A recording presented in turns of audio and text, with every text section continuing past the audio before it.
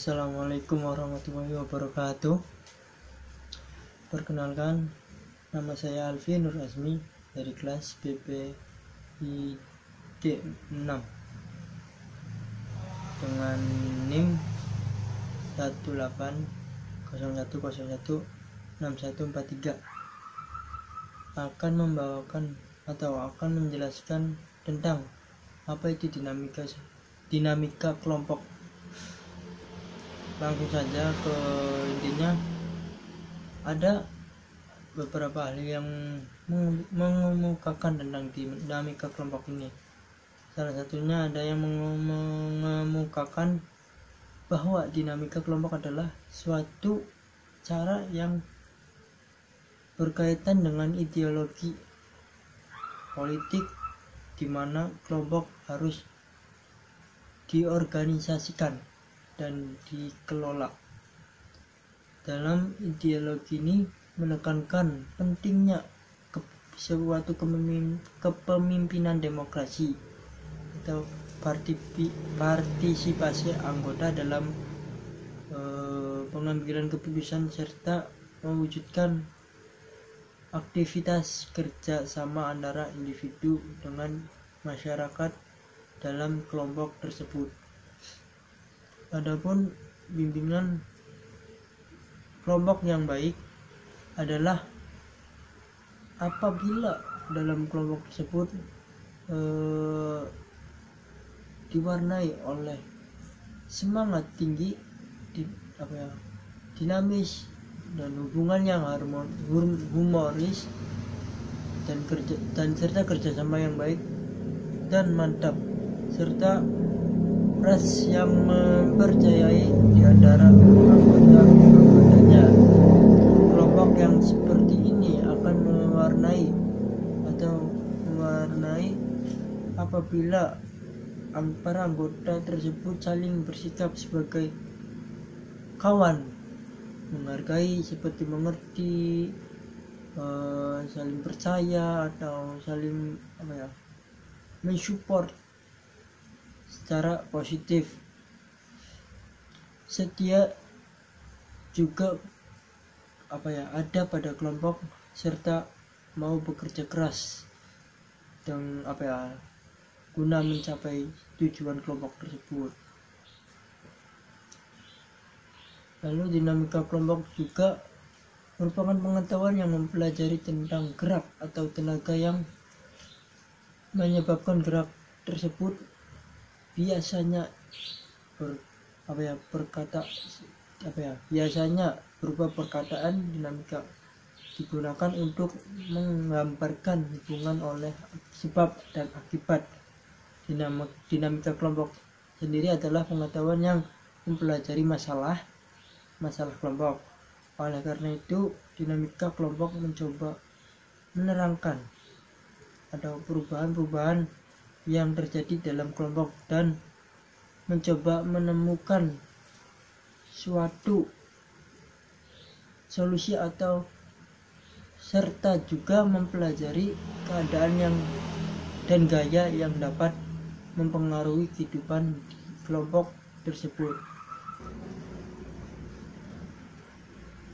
Dinamika kelompok mempunyai beberapa tujuan, yang antara lain yang pertama, membangkitkan kepekaan diri seorang anggota kelompok terhadap anggota kelompok lainnya.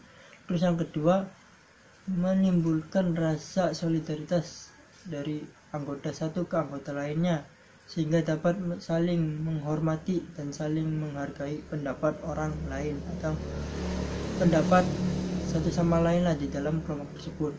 Terus yang ketiga, ada menciptakan komunikasi yang terbuka terhadap semua anggota kelompok, sehingga tidak ada lagi yang ragu-ragu atau malu-malu dalam menyampaikan pendapatnya sendiri. Terus yang keempat, ada menimbulkan adanya etiket yang baik di antara sesama anggota. Jadi seperti halnya yang nomor 3 tadi, tidak ada lagi yang ragu untuk menyampaikan pendapatnya, karena mungkin setiap anggota kelompok sudah memiliki etikat baik dengan apa yang telah disampaikan oleh salah satu anggotanya akan langsung ditanggapi oleh anggota lainnya. Adapun manfaat dari dinamika kelompok. Dinamika kelompok merupakan kebutuhan bagi setiap individu yang hidup dalam sebuah kelompok. Manfaat dinamika kelompok antara lain, yang pertama, membentuk kerjasama saling menguntungkan dalam mengatasi sebuah masalah atau persoalan hidup. Terus yang kedua ada memudahkan segala pekerjaan. Jadi ketika ada di suatu kelompok itu menerapkan itu dinamika kelompok, maka tidak akan pekerjaan tersebut tidak akan berat, tetapi akan terasa mudah dan gampang dalam menjalaninya. Terus yang ketiga ada mengatasi pekerjaan yang membutuhkan pemecahan masalah dan mengurangi beban pekerjaan. Jadi seperti yang nomor 2, mengurangi beban pekerjaan kita yang awalnya mungkin lebih berat. Dengan adanya dinamika kelompok dalam kelompok tersebut membuat pekerjaan tersebut menjadi ringan dan mudah. Mungkin itu dari manfaat dinamika kelompok. Lalu ada kan di suatu teknik yang digunakan dalam hal ini mungkin yang dapat dilakukan yaitu play terapi, yang mana play terapi ketika dinamika sosial ini kan seperti contoh dalam mengatasi masalah atau kasus bencana alam atau kejadian bullying. Jadi di sini saya mengambil yang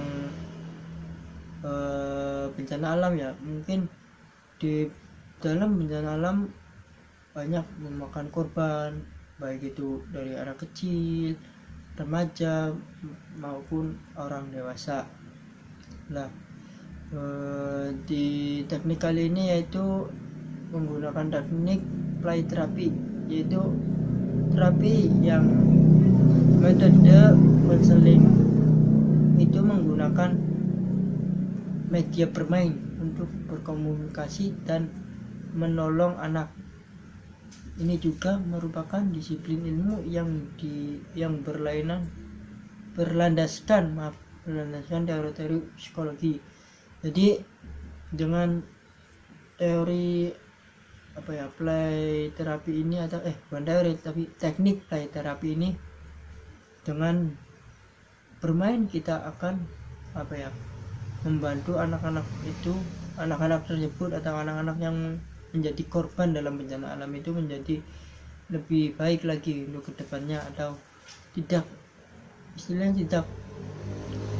terlarut dalam kesedihan karena bencana alam tersebut.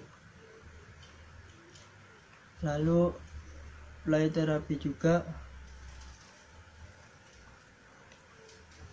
merupakan suatu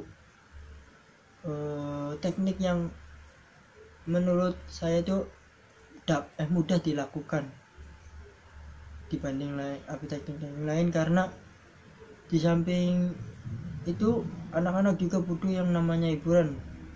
Karena kalau anak-anak ketika seperti di dalam pengungsian itu akan jenuh, maka teknik play terapi ini sangat cocok untuk dilakukan. Mungkin sekian pembawaan dari saya tentang dinamika kelompok. Kurang lebihnya mohon maaf. Assalamualaikum warahmatullahi wabarakatuh.